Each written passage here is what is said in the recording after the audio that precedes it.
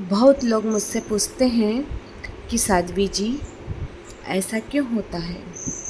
इतने वृद्ध 100 साल के 120 के साल के बैठे रहते हैं, उनकी मौत नहीं आती है और उनके सामने जवान जवान मौत हो जाती है, जवान जवान लोग चले जाते हैं। तो मैं एक बात कहना चाहूँगी, सभी महापुरुष समझाते आए हैं, कहते आए हैं, लेकिन हमने उनकी बातों पर ध्यान नहीं दिया है।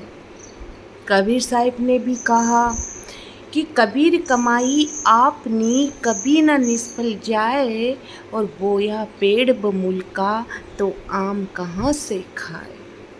साहिब ने कहा कि जो बीज तुम बोओगे ना वही तो फल मिलेगा, जैसा कर्म तुम करोगे वैसा ही तो फल मिलेगा।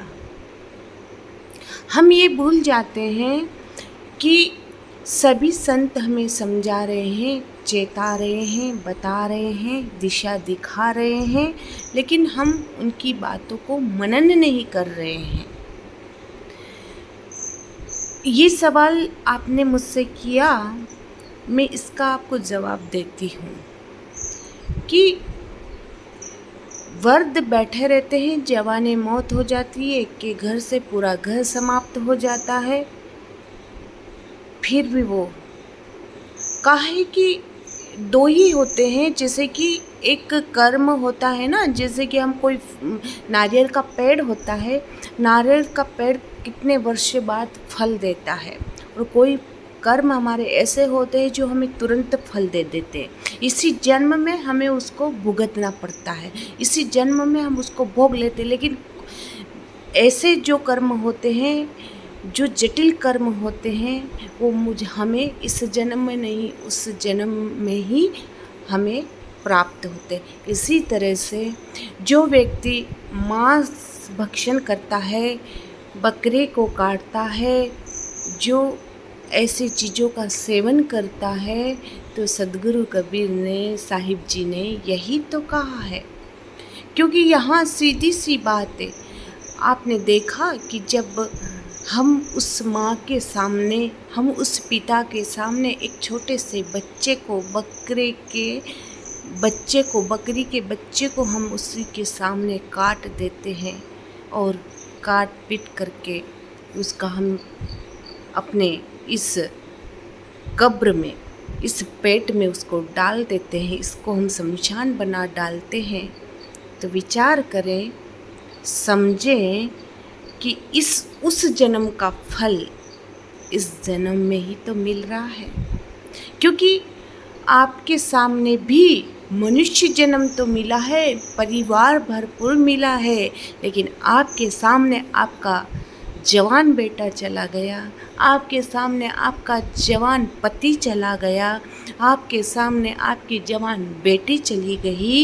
ये क्या है? क्योंकि हमने वैसा ही बीज बोया है, तो वैसा ही तो फल मिल रहा है। आपके आंखों के सामने जवानी मौत हो रही है, तो ये वही है जो बदला लेने के लिए आए कि पहले मैं रोया, अब तू रो।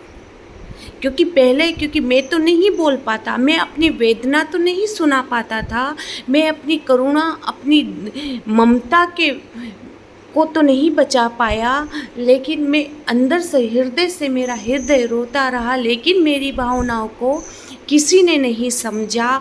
तो अब इस जन्म में तू देख, तू 100 साल का हो गया, 120 साल का हो गया, या 100 साल का हो गया, 90 साल का हो गया, देख तेरे सामने जब जवान मौत हो रही है, तो ये उसी का परिणाम है। अब देख तुझे कितना दुख हो रहा है। और फिर हम क्या कहते हैं कि प्रभु हमें इतना क्यों दुख दे रहा है, भगवान हमें इतना क्यों दुख दे रहा है, मैंने तो कुछ नहीं किया इस जन्म में। अरे तूने इस जन्म में नहीं किया, पर उस जन्म में तो किया, उस जन्म का तो तुझे फल प्राप्त हो रहा है इस जन्म। इसलिए हमें संत महात्मा ही बताते हैं कि इस जन्म में अच्छे कर्म कर लो, इस जन्म में अपने कर्मों को सुधार लो, यही तुम्हारे साथ जाने वाला है और बाकी तो सब यहीं रहने वाला है। तो मैंने इतनी बातों को आपको समझाने का प्रयास किया। आपका जो सवाल था वो बहुत ही महत्वपूर्ण सवाल था। ये बात जन जन में जानी चाहिए और ऐसे ही प्रश्न हमसे पूछते रहे। इसी के साथ मैं इस वाणी को ही विराम देती हूँ। साहिब बंदगी।